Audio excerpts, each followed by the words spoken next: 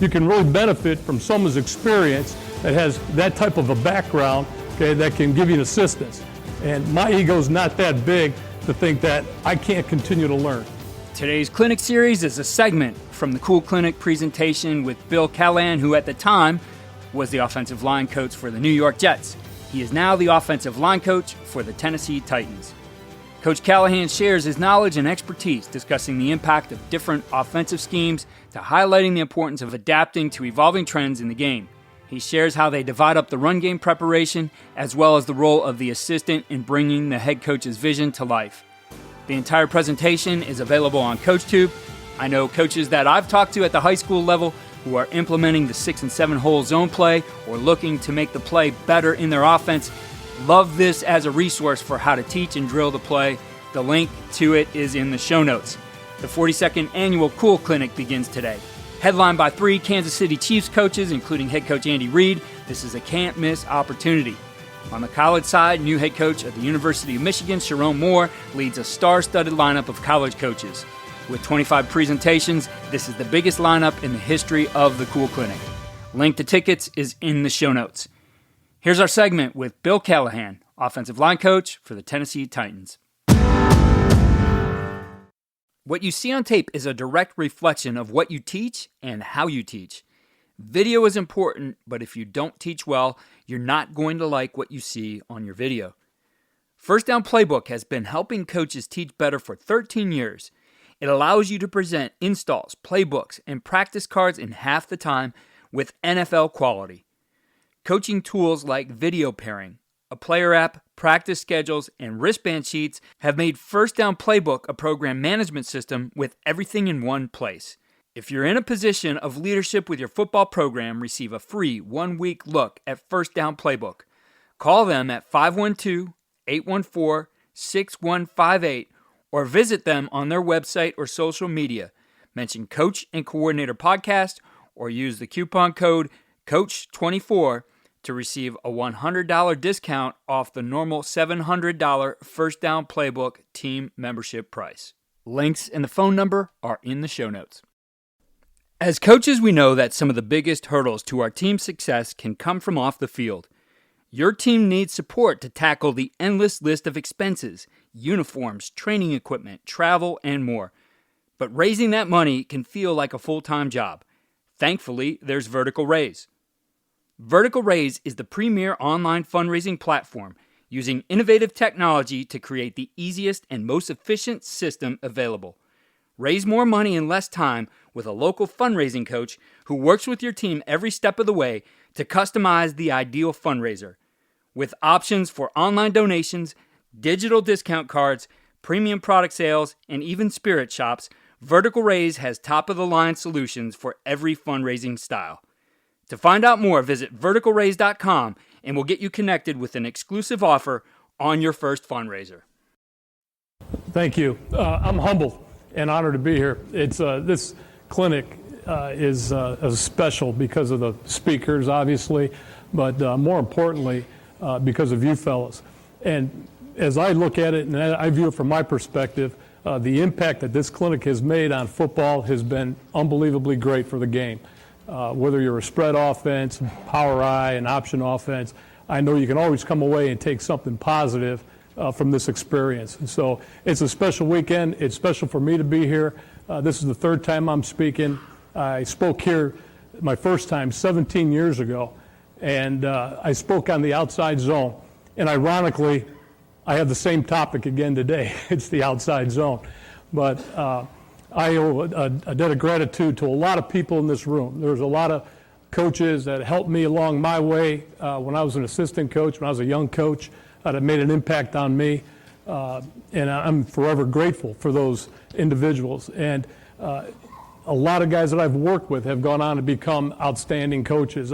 Juan Castile, he and I started in Philadelphia in 1995 as our first year in the league, and we collaborated on a lot of techniques and ideas, and it was a great experience for me to be with Juan. I've learned quite a bit, and coming back into the league a couple of years ago, coming back from college to pro football, I sat down, had the opportunity to visit with Juan, and again, he assisted me and tried to catch me up to date with all the newest trends and techniques that were prevalent in the game. Aaron Cromer, I can't say enough about Aaron and his accomplishments and his growth over the years. Today, I think you felt that and saw that in the first presentation this morning. But both these fellows have done a great job, and it's good to see that their success obviously is branching off, and they're doing well in this game. Couple things.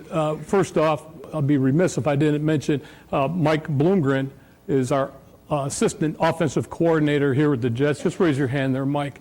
And interesting enough, Mike does all of our Wildcat, we call it Seminole packages, all those kind of oddball sets with the quarterback, playing in the Wildcat. We've taken the college aspect and brought it into pro football, and he's done a great job, a tremendous job. So if any of you guys are out here today that want to visit with Mike, certainly do so. We break down our running game a little bit differently than a lot of people. We have what we call a run pod, and Mike's in charge of advancing that one area of our attack when we get together on Tuesday morning to game plan. Mike Devlin, our assistant tight end, our tight end coach and assistant offensive line coach, he will go ahead and advance all the unbalanced formations and running game within our attack. Anthony Lynn, our running backs coach, he'll advance all the short yardage and goal line situations for our run pod. So what I'm saying is when we all get together, everybody has a specific area that they're assigned so that we're more efficient as a staff when we sit down and we review that aspect of the game plan.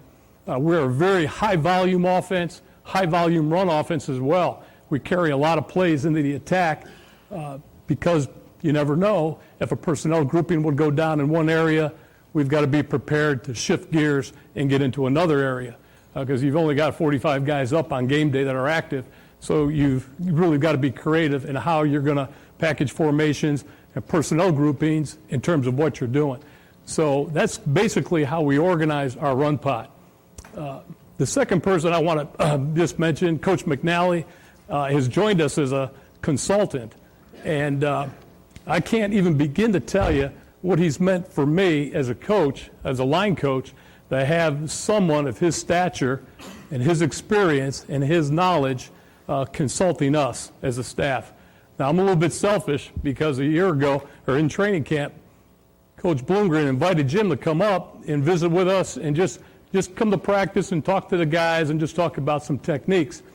Well, one thing led to the other, and all of a sudden, at the end of training camp, Jim's visiting us more and more. And then during the season, I said, well, Jim, I said, we're shifting gears in our running game. We're doing a couple different things. Would you mind looking at our tape, and just giving me some pointers, some ideas, some constructive criticism that could help me get better as a coach so I could help our players? And what I learned was that you can really benefit from someone's experience that has that type of a background, okay, that can give you an assistance. And my ego's not that big to think that I can't continue to learn. And so I really leaned on Jim. I really relied on Jim. I believe that he, Coach Mudd, are the master coaches of this game. There's a lot of great coaches. There are a lot of great coaches in pro football, but I think these fellas, they separate themselves from everybody else. They are truly master coaches. They've mastered techniques. They understand problems. They know how to motivate players, and they know how to sustain success for long periods of time. So my hat goes off to those guys. And again, this has been the best off season I've ever had in pro football because Jim will come in for a couple days a week, and we will sit down in the line room, and we will go morning, noon, and night on just about every conceivable play and technique that there is in the game. So I've really benefited, and I just want to just publicly thank Jim for his efforts. And of course, it's ongoing, it's continual. He'll be with us in OTAs, be with us in training camp. So this is a relationship that we're real proud of and that we want to continue to have. You guys I'm telling you would be crazy if you didn't lean on someone like Coach Mudd, his experience, being in retirement. They're not really retired, I'll tell you that. That's one thing I learned is that they still have a passion for this game. They will extend themselves to a great degree to anybody in this room if you just seek somebody out. Seek them out. That's what I would really encourage you to do. Okay, my topic today is just the 6-7 hole zone play along with some other things. And interesting enough, we ran the ball 2 years ago emphasizing the belly play, the 4-5 hole play. And really we were kind of mandated to go that direction. And it was what the head coach wanted. And I would say this to all of you, okay? Whatever it is, whatever offense that you're in, and whatever line that you're directing, whatever your responsibilities are, you've got to fulfill the head coach's vision, whatever he wants. Your job as an assistant coach is to serve the head coach and to really sell his vision and to sell his plan. So our plan 2 years ago was to go into the staff room and try to do the best job we could to put the best running game on the field for what he wanted. And we were a 4-5 hole zone team. That's what the head coach wanted. A year ago, we were in training camp. We're still running the 4-5 hole belly. We were running some outside zone, but very little. So Jim impacted us, and my whole career, my background's been nothing but outside and inside zone. But some of the techniques within today's zone game are changing. They're evolving. They're a little bit different. They're a little bit more unique than what you've normally seen over the years. And we'll get into that in a second. I think Aaron touched on that a little bit today. But my point is, the head coach, going back to the head coach and his vision for what he wants, that's what we do. Our head coach, he's an interesting guy.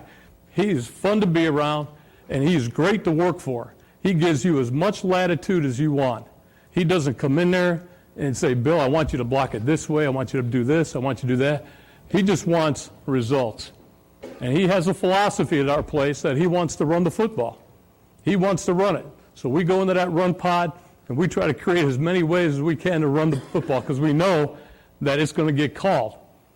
At our place, it's a little bit different, okay, because he's a big ground and pound guy.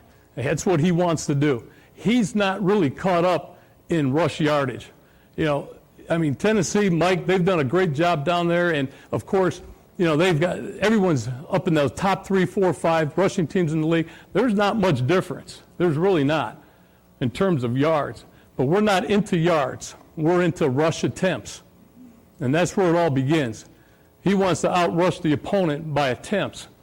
And so we really try to create a rush attempt differential between ourselves and the opponent in every game that we play. The second thing I would tell you is that we're huge into rush attempts and completions. That's what we want to be. So the rushing yardage and all the statistics, that's great. That's great. But that's not really what the head coach believes. He just wants to continue to keep the ball on the floor and to wind the clock and keep his defense off the field. Now, we got a pretty good defense. They're number one in the league. They led the league in 8 defensive categories. And so it's pretty impressive. And I would tell you that every day when we go on the field to face this defense that we see, it's a nightmare for all the pressures and the blitzes and the things that they do. Really force you to prepare, okay, for all these oddball pressures and all these different types of looks that you're going to get. So it really forces you to study. It really makes you a better coach in the end because of what you're challenged with day in and day out. Okay, so let me get into a couple things here. Okay, this is just a quick example. I'm not a big stat guy, but what I wanted to do is validate what the head coach and his goal was thinking about in terms of talking to the team as how he was going to sell the team on the approach of running the football. And just this last year, if you look at this, last year in the National Football League, fellas, 191 total wins out of 249 games. And that was a 76% win statistic in the National Football League. That's pretty impressive. If you're going to run the ball, you've got a great chance, guys. If you're going to run it 31 times a game, you have a great chance to win it. And there's 7 games in which the rush attempts were equal, but 76% is a high number. Now, over the last 5 years, in the National Football League, if you're running the ball 31 times or more, 31 attempts or more in the National Football League, you will win over 80% of your games. That's kind of a magic number that we shoot for. If you're rushing the ball 23 times or less, you will invariably only have a 20% chance of winning this league. Now, I'm not saying you can't win, because the Colts have won, And their number one thing is protect that quarterback and let him make first downs. And he can do it as good as anybody that ever played the game. And the fellow down at Arizona, they do it. The team out in San Diego, they do it. So I'm not saying that you can't win if you don't run.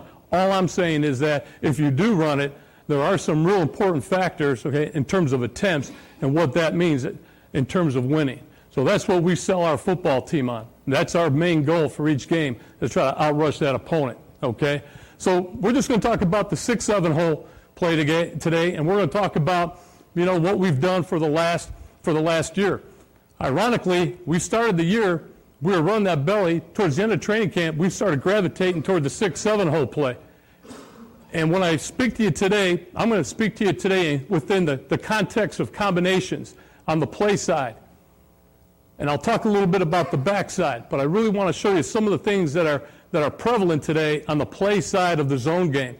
I'll show you some good, I'll show you some bad, I'll show you some drills that we're working on. What I'll also do is show you how we're evolving with this zone game and what we've been doing and trying to work on to improve that aspect of the running game, so to keep you and bring you up to date. But the zone game, the way we coach it and teach it here with our backs, we tell our backs, fellas, we're going to the outside, the crack of the ass of that play side tight end on the close side, or on the outside leg of the tackle on the open side. And the three things that we tell them, guys, is that we're coaching pace, we're coaching patience, and press. So that's huge. And that's how we evaluate the play. Do we have the pace? Is the back patiently running it and setting up blocks? And is he obviously pressing the hole and making the cut? So our running backs coach, if you're coaching your backs, he teaches a very simple slogan, and that is fast. It's going to be slow to, fast through. Now, I think you've heard that quite a bit. But again, for the running back, it's simply a 4-step decision for him. We drop step opposite, and we're trying to make that decision, obviously the cut rather, up on the 4th step. Sometimes it comes a little bit early, sometimes it comes a little bit late. But that's a starting point for the back. The other thing I'll say is we took a back in Thomas Jones, who's now in Kansas City, who's really kind of an amazing guy for being an older type veteran. Here's a guy that when he was with the Chicago Bears, they ran A-gap power, and he pounded the ball north and south, and he did a terrific job. When he came to the Jets, and they acquired him in free agency, he became more of a belly runner, a 4-5 hole runner. So making this transition with a guy who was a Pro Bowl back a year ago in the 4-5 hole concept, and transitioning him to a 6-7 hole concept, which he hardly ever did in his career, okay, is really attributed to two guys, himself and the running back coach. They did a great job, getting him to transition into what we thought would be a really good run for our personnel and how it would fit our football team. So with that in mind, guys, we're just going to kind of go through some drills of how we coach the zone every day. And I'll just take you through a few things here. We hit the brace and pop every day. As we come out, we're warming up. Guys, they're still, in special teams. We come out, we warm up. We're working on an over-the-line drill that's called brace and pop. And all we're trying to do with this, fellas, is we're just trying to come off for 2-step quickness. You've heard Jim talk many times about brace and pop. All we're trying to do is get that first step in the ground for width and depth. We're focusing on that backside leg, that backside knee, pivoting inside, so there's a pivot that lowers your center of gravity, and we're trying to pop that foot slightly forward. Now, this technique and this footwork is more applicable to the 2-3 hole zone, but you'll see it come up as we talk about the 6 and 7 hole zone. We'll show you how we're going to use that. But there's a couple phrases and kind of a couple coaching buzzwords that we use, and that's double under foot fire. So you'll see the line come off, they'll take a drop, they'll take their brace and pop, they'll foot fire their feet. They're just trying to stay in balance. They're just really trying to move the feet, keep them continually going, and get the feel for that angle and that pattern of footwork. So that is what we teach. There's another concept we talk about. It's called double dip to double under. And this is huge. So anytime that we take that brace and pop footwork, when we take the brace step, we're trying to lower our center of gravity. Anytime we take that pop step and we pivot that backside knee, we're trying to lower the center of gravity. So if you can lower your center of gravity on your first 2 steps, that will give you the leverage you want when you come up with your double under technique with your hands. So we talk about double dipping to a double under. And again, like I mentioned to you guys, this will come into play with some of these 6-7 hole techniques. I've always been interested in the use of technology to make our jobs more effective, so I'm excited to continue sharing modern football technology with you here on the podcast. This innovative system leverages tendencies to improve self-scouting, game planning, and in-game decision-making at the speed of the game. Modern football stands out because it's a battle-tested platform used by teams at all levels, like 4-time national champion Bishop Gorman, the 5-time California state champion Folsom Bulldogs, 6-time Texas state champion Lake Travis, Cal football, and the CFL's Grey Cup champions, the Montreal Alouettes. So book a demo today to see why these teams trust modern football technology.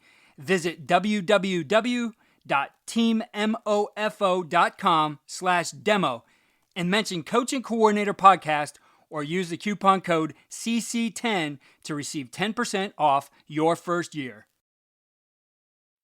Here are winning edge takeaways and ideas for implementation. 1. Continual learning and seeking mentorship. Coach Callahan emphasizes the importance of seeking out experienced coaches for mentorship and guidance, highlighting the benefit of learning from those with extensive knowledge and expertise. You should not be afraid to lean on mentors and continuously strive to improve your coaching skills. He mentioned how Jim McNally is one of his mentors. Coach McNally has his learning lab on CoachTube. It includes his courses as well as weekly webinars with Q&A as part of the membership. This is a great place for you to get some mentorship on offensive line play and work with Coach McNally to solve some of the issues you may be having with your offensive line. 2. Adaptability and fulfilling the head coach's vision. You should be adaptable and willing to adjust your coaching strategies based on the head coach's vision and preferences. Coach Callahan mentions the importance of fulfilling the head coach's goals and selling their plan, showcasing the significance of aligning coaching methods with the overall team objectives. And 3, emphasize key statistics and strategies. Coach Callahan underscores the significance of key statistics in football, particularly the correlation between rushing attempts and winning games. You should focus on strategies that prioritize the team goals, and for him, rush attempts and completions and aiming to outrush opponents to increase the team's chances of success was a big one. Remember, the Cool Clinic starts today. Check the show notes for links. Follow all we're doing on coachandcoordinator.com and follow us on X at Coach K. Grabowski.